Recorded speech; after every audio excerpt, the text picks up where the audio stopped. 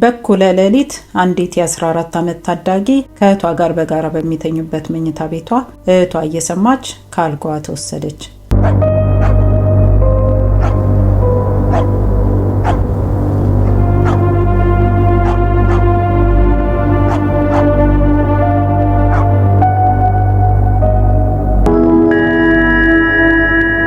ከዛም በግዞት ተይዛ ስትራብ፣ ስትሰቃይ፣ ስትጠማ ጾታዊ ጥቃት ሲደርስባት ለ9 ወራት አሰቃቂና አስጨናቂ ጊዜያትን አሳለፈች። የዛሬዋ ባለ ታሪካችን ኤልዛቤት ስማርት ትባላለች። ዛሬ ኤልዛቤት ያሳለፈችውን አሰቃቂ ወንጀል ብቻ ሳይሆን ስለ ኤልዛቤት መትረፍ፣ ስላላት እምነትና ስለ ጥንካሬዋ እናወራለን።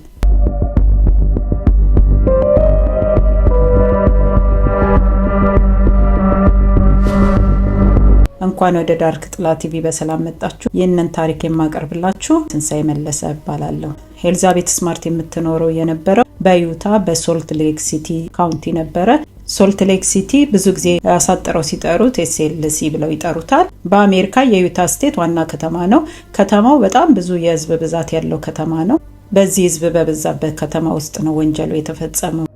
ጁን 5 2002 ኤልዛቤት ስማርት ከታናሽ እህቷ ሜሪ ካትሪን ጋር በጋራ በሚተኙበት መኝታ ክፍሏ ውስጥ ተኝታ ነበረ። ሌሊት 2 ሰዓት ኤኤም አካባቢ አንድ ሰው ወደ መኝታ ቤታቸው ይገባል። ቢላ ይዞ ነበረ። ቢላ ይዞ እያስፈራራት በሹክሹክታ ድምጽ ሳታሰሚ ከኔ ጋር ነይ ብሎ ነገራት። ኤልዛቤት በፍርሃት እና በመንቀጥቀጥ ከአልጋዋ ተነስታ በባዶ እግሯ ድምጽ ሳታሰማ ተከተለችው።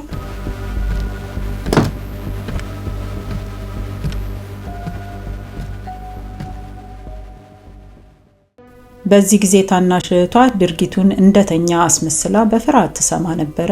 የኤልዛቤት መጥፋት ሲታወቅ ፍለጋ ወዲያውኑ ተጀመረ። እሷን ለማግኘት ቤተሰቦቿ፣ ጎረቤቶቿ፣ ጓደኞቿ እና ሚዲያዎች ሁሉንም ነገር አድርገዋል።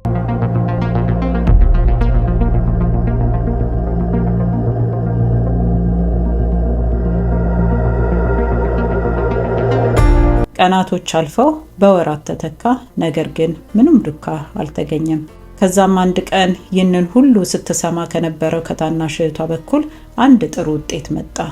እህቷ ሜሪ ካትሪን የሰውየውን ድምጽ ከዚያ በፊት እንደሰማቸው አስታወሰች።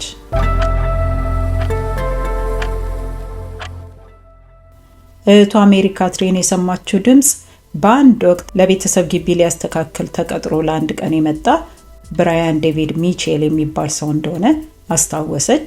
ብራያን ዴቪድ ሚቼል ማለት ራሱን የሃይማኖት ሰባኪና ነብይ አድርጎ ይቆጥር የነበረ ኢማኑኤል ተብሎ የሚጠራ ከሚስቱ ዋንዳ ባርዚ ጋር መለኮታዊ ተልእኮ እንዳላቸው የሚያምኑና የሚናገሩ ነበሩ።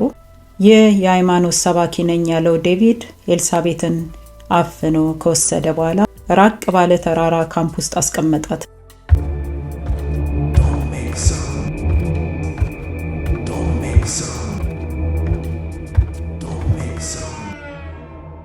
ለቀጣዮቹ 9 ወራት በየቀኑ ሚስቱ እየተመለከተች ይደፍራታል፣ ያስራታል፣ ያስረባታል። ለማምለጥ ከሞከረች እንደምትገደል ዛቻን ያደርግባት ነበረ።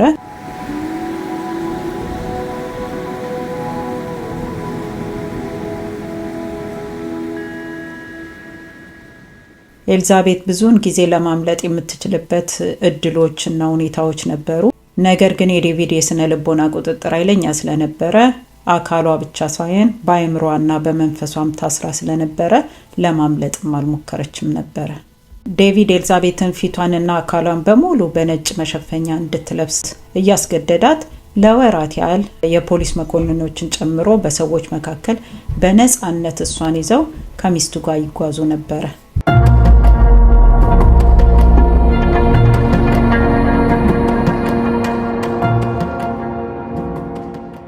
እንደ አውሮፓውያን አቆጣጠር ማርች 12 ቀን 2003 ከጠለፋው ከ9 ወራት በኋላ ስለ አፈናው በቴሌቪዥን የሰማ ንቁ ዜጋ ዴቪድን ከሁለት ሰዎች ጋር ሲጓዝ አይቶ ፖሊስ ደወለ። የፖሊስ መኮንኖች ለጥያቄ ወደ 3ቱ ሲጠጉ ዴቪድና ሚስቱ ራሳቸውን ለመደበቅ ግራጫማ ዊግ ለብሰው ኤልዛቤትን ደግሞ ከእግር እስከ ራሷ በነጭ ልብስ ሸፍነዋት አገኟት። ነገር ግን የፖሊስ መኮንኖች ኤልሳቤጥን ማንነቷን ሲጠይቋት መጀመሪያ ስለፈራች ማንነቷን ደበቀቻቸው። በኋላ ግን በሹክሹክታ I am Elizabeth ብላ ነገረቻቸው።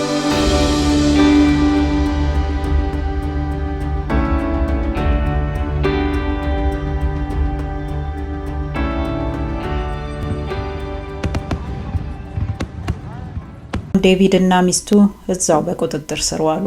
ከዛም ለፍርድ ቀርበው ዴቪድ የእድሜ ልክ እስራት ተፈረደበት። መቼም ከእስር ቤት የመውጣት እድል የለውም። ሚስቱ ዋንዳ ደግሞ በጠለፋ ውስጥ ባላት ሚና 15 ዓመት እስራት ተፈርዶባት ሴፕቴምበር 19 2018 ነበረ የምትለቀቀው። ነገር ግን ቀደም ብሎ እውቅና ያልተሰጠው የአእምሮ ችግር እንዳለባት ተረጋግጦ ከ9 ዓመት በኋላ በ2009 ዓመተ ምህረት እንድትፈታ ተፈቀደላት። ይሄ ፎቶ ከግዞት ከወጣች በኋላ በዋይት ሃውስ አቀባበል ተደርጎላት ከእናቷና ከቤተሰቦቿ ጋር ሆና ጆርጅ ደብሊው ቡሽ ሰላም እያለች ያለ ፎቶ ነው። ኤልዛቤት ስማርት በህይወት ተርፋ ያሳለፈችው አሰቃቂ ጊዜያቶች ወደ ኋላ ሳይጎትቷትና ተስፋ ሳያስቆርጧት ለሌሎች በተመሳሳይ ሁኔታ ለሚጠቁና አንገታቸውን ለደፉ እንዲማሩበት ያሳለፈችውን ታሪክ በተለያየ መድረኮች ፈቃደኛ ሆና በመግለጽ እያስተማረች እያበረታታች ሰዎችን ጥንካሬን ታስተምራለች። እንዲሁም የህፃናት ደህንነትና ጥቃት ሰለባ ተሟጋች በመሆን ታገለግላለች። ከዛም ኤልዛቤት በ2012 ዓመተ ምህረት አግብታ በአሁን ሰዓት የሁለት ሴት ልጆችና የአንድ ወንድ ልጅ እናት ሆና ከባሏ ጋር በሰላም ትኖራለች። የኤልዛቤት ስማርት ታሪክ የሚያስተምረት መትረፍ በማይቻልበት በጣም በጨለመ ተስፋ በሚያስቆርጥ ሁኔታዎች ውስጥም ብንሆን እንኳን ተስፋ መቁረጥ እንደሌለብንና አልችልም ብለን ወደ ኋላ ላይ ጎትተን እንደማይገባ የሚያሳየን ጠንካራ ማሳሰቢያ ያለው ታሪክ ነው። ኤልዛቤት ያሳለፈችው አሰቃቂ ጊዜያት ሁሉ ጊዜ ከሊኗ ሊጠፋ የማይችል ቢሆንም ነገር ግን ከዛም ሁኔታ ተርፎ አገግሞና ራስን አጠንክሮ ወደፊት መሄድ እንዳለም አስተምራለች። የሷ ታሪክ ተጎጂ ሁሌ ተጎጂ ብቻ ሳይሆን አሸናፊ መሆን እንደሚችል ያሳየናል። እርስ በርስ በመዋደድ በመተሳሰብና በመከባበር አጠገባችን ላሉ ሰዎች ምቹ የሆነ ስፍራ እንፍጠር ብዬ እመክራለሁ። የዛሬው ታሪክ ይህንን ይመስላል። ታሪኩን እስከ መጨረሻው ከኔ ጋር ስለተከታተላችሁኝ ከልብ ያመሰግናችኋለሁ። ስለምትሰጡኝ አስተያየት፣ ስለምትሰጡኝ ምክር ከልብ ያመሰግናችኋለሁ። ሌላ በአሜሪካ ውስጥ የተፈጸሙ እውነተኛ የወንጀል ታሪኮችን መስማት የምትፈልጉ ከሆነ ቻናሌን ሰብስክራይብ ካላደረጋችሁ ሰብስክራይብ እንድታደርጉ ጋብዛችኋለሁ። ሰብስክራይብ ደግሞ ካደረጋችሁ ሼር፣ ላይክ እንድታደርጉልኝ በትህትና ጠይቃችኋለሁ። በሌላ ታሪክ እንገናኛለን። እስከዛው ደህና ሁኑ። ባይ